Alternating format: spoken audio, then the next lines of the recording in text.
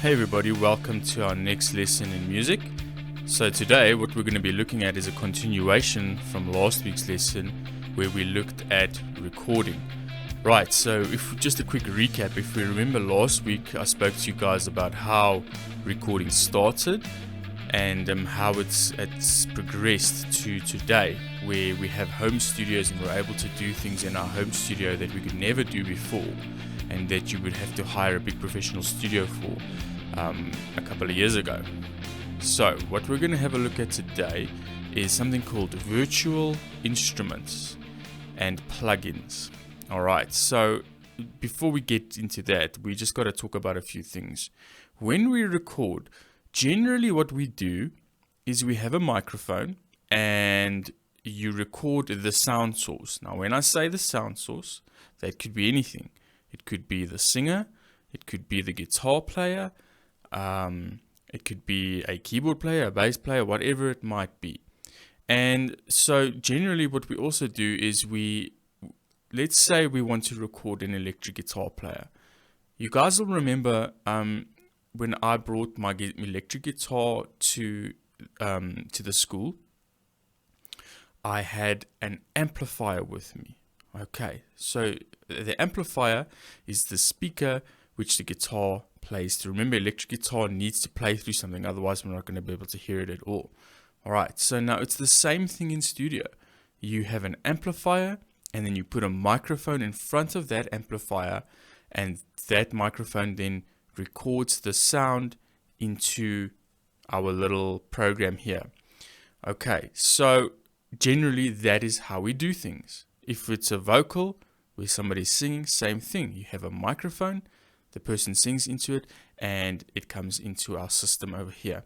Now, when we talk about virtual instruments and plugins, what you do is you bypass the microphone entirely. Okay, so if we have a look at our little session here, I'm going to play you guys a piece of music. I'm going to play you one little guitar playing something.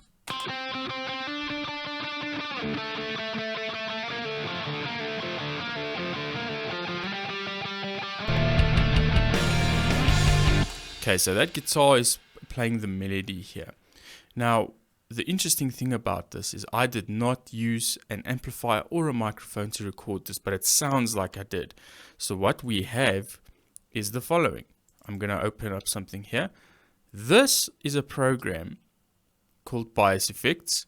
So what this does for me is it allows me to plug straight into my interface. You guys remember I said before, you have a little interface that talks to the program here. Okay, it allows me to plug straight into the interface through my guitar, not using a microphone or amplifier or anything, and it actually gives me the option to have an amplifier over here. That's what this is. This is a guitar amplifier, a virtual one. And you can actually see it looks exactly like an amplifier would look. And this allows me to change things as I want to. So the sound at the moment on this guitar, if I scroll down a little here, that's the sound of this guitar. Now I can actually change the amplifier to make it sound completely different. So let's do that for a second. Let's choose something else. Let's say this one here. Subtle difference, but it is there. If I choose another amplifier, let's have a look. Let's take something a little more relaxed. See what happens. So that's a more old school sounding amplifier. Right. Okay, so it gives you an idea of what this actually does. It actually allows you to have many amplifiers which would be extremely expensive right in your studio, which is really cool. Again, the wonders of technology. It's helping home studio owners quite a lot. Okay, so I'm actually going to go back to the original one we used, which was the plexiglass, and it was a dual. That just means that there's two of them. Now, the other thing that this does for you as well is you guys will remember when I brought my bass in, I had things called guitar pedals that I would hit with my feet. Now, all of these little guys you see over here are all guitar pedals. and they can do various different things. So this is called a reverb pedal, so that just adds a little bit of a room sound. But let's take the delay here quickly and see what we can get. So we'll take this analog delay here, and then we're going to mess around with the settings a little bit and see what happens. So if we put this on this setting here, you'll hear there's a bit of a delay on the guitar now. If I stop it, you can hear it keep repeating there. If I switch it off, when I stop, it's not really there anymore. Alright, and this is typically what guitar pedals do when we play live. They give us little options to have delays and overdrives and all sorts of things, which we will talk about in detail in the future as well. But I just wanted to give you guys an idea of what that does. So I don't need to have an amplifier or a microphone or anything. Now the advantage with this is I don't have to bother my neighbors, because if you have a studio at home, especially if you live in a complex, you can't really be cranking your amp up really loud to record. People are going to moan and not be happy about it. So that's what this allows us to do. So this is called a virtual instrument.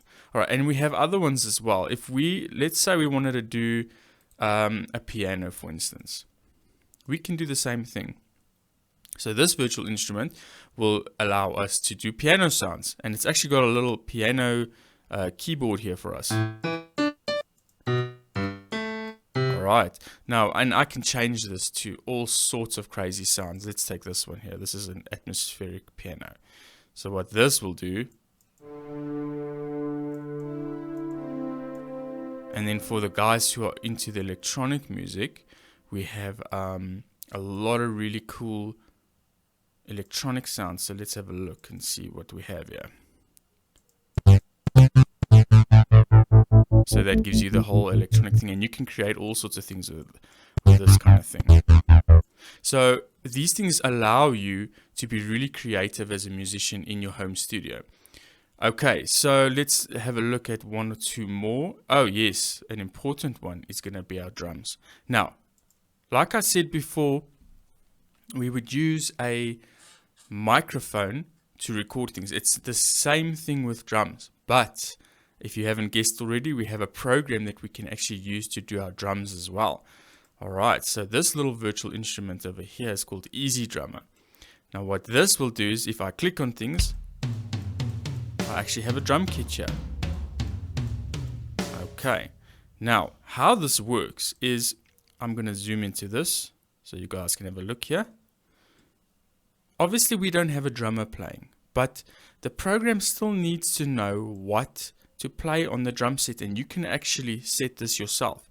So this over here is something called MIDI, and all that MIDI is it's information that's being sent to that little virtual instrument with my drums, telling that instrument how hard to play certain drums, or which drums to play, and so forth. So if I have a look here, if I zoom in here a little, if I click on this, that's the kick drum.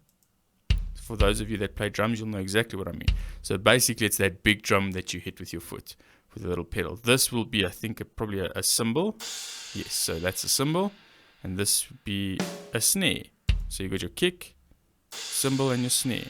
Now when we let this play, you'll see, let's actually just solo this. So all that's happening now is this is telling my virtual instrument which ones to play. So there it changes. Alright, so I can actually program this in. If I don't have a drummer available to record for me, or if I can't record a big live drum kit with microphones and all of that, I can use this. So if I go back to my program here as well, what I can also do is I can even change the type of drum kit. So let's do this. Let's go to a vintage one. We'll take this guy over here and we'll have a listen to the difference. Sorry, let's just... Okay, so that's a lot more of a room kind of sound there.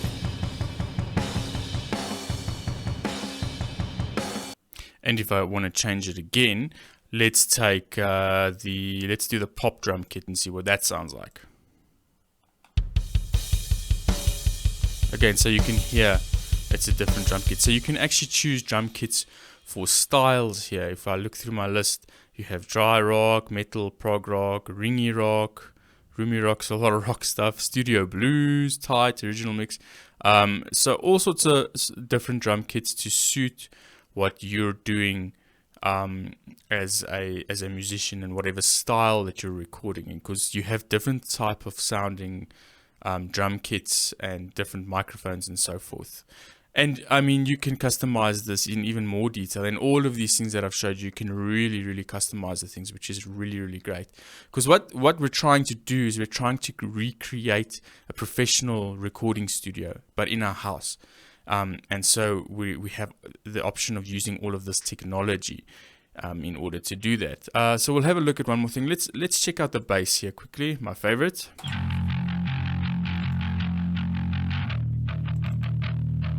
Alright, so here's my bass. Alright, a couple of things going on here. Again, like I said before, you have all sorts of pedals and things here going on. But for instance, this is called a drive pedal. Right, so you'll hear, if I go to this drive pedal here. So what drive is basically, it's that overdrive that you're hearing there, that really crunchy sound. Now you can actually set it to go even more.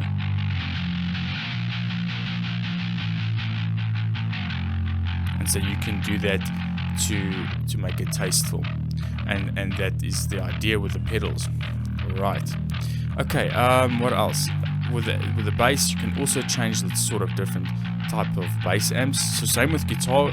Traditionally, what we would do is we would use a microphone to record our bass, or sometimes you'd go straight into the system with bass as well. You can do that. But again, we've got a few different options here for different sounds and for different styles of music.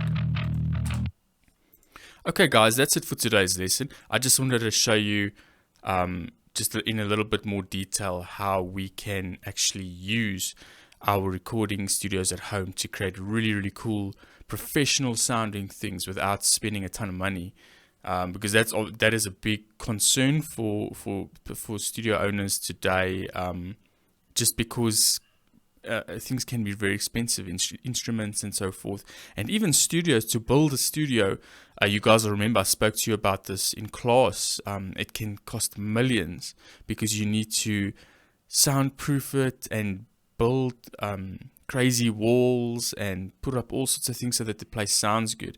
And so the technology over here really helps us to not have to worry about things like that.